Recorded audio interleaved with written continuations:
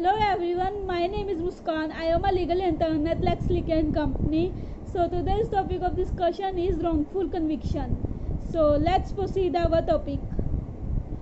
The interest in forestalling wrongful conviction is presently worldwide and not bound to any strict or kind of criminal equity framework.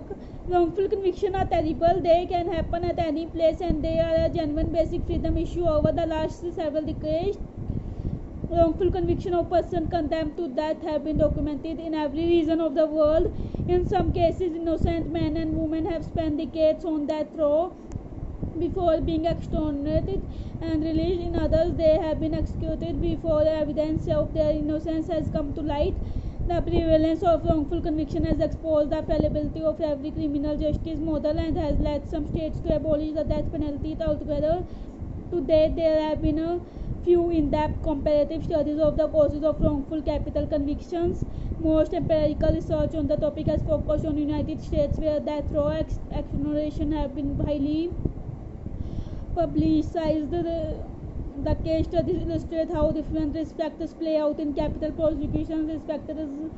The case studies also highlight the problematic gap between constitutional and legislative protection for those facing the death penalty and states' failure to implement those safeguards in practice. Our research confirms what experts and practitioners have long warned. No criminal justice system is free of error, regardless of the system region or political regime, and any state that applies the death penalty will inevitably sentence innocent people to a irreversible punishment. Definition. For the purpose of this report, we define wrongful conviction as a case in which the available evidence indicates that the defendant was factually innocent of the capital offence for which he or she was convicted. We intentionally employ a narrow definition of the term so as to avoid any debate over terminology. We therefore exclude cases in which the defendant committed a crime but was legally insane. It is worth noting, however, that the legal definition of wrongful conviction could be much broader, encompassing unfair trials and miscarriages of justice, even where there is some evidence that the defendant committed a crime. And do all have compensation statutes? The federal government, the District of Columbia, had 35 states have compensation statutes of some form. The following 15 states do not: Alaska, Arizona, Arkansas, Delaware, Georgia, Idaho, Kentucky, New Mexico, North Dakota, Arizona, Peninsula, Rhode Island, South Carolina, South Dakota, and Wyoming. What are the common shortcomings in existing legislature?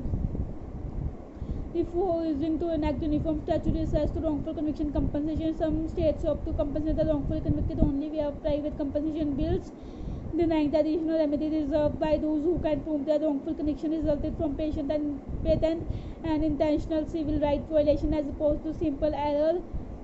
What can be done to ensure fair compensation in every state?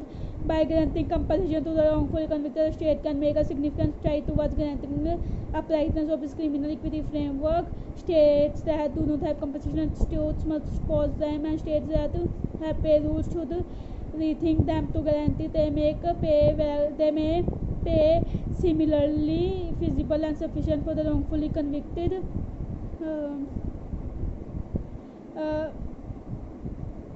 Framed as a terrorist, my 14-year struggle to prove my innocence is another harrowing narrative of a young Indian Muslim man, Muhammad Amir Khan, who was kidnapped by the police, falsely accused of being a terrorist, framed and kept in jail for almost 14 years.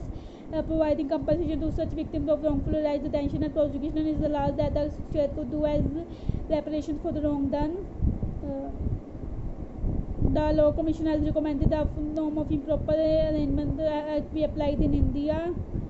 And the Commission suggested certain particular alteration in the Code of Criminal Procedure 1973 to join the arrangements for remuneration. Moreover, as a result of lack of financial resources and knowledge about Supreme Court judgments, many individuals may not even think of directly approaching the Supreme Court to seek compensation. Article 14, Subclause 6 of International Covenant of Civil and Political Rights make it mandatory for countries who have a statutory framework for providing compensation and rehabilitation of those whom has been wrongfully prosecuted by a state.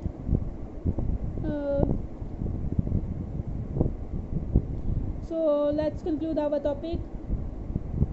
India is a governmental assistance state and its general set of rules has developed dramatically throughout the most recent couple of years. Our framework essentially affects all aspects of residents' life from origination to death.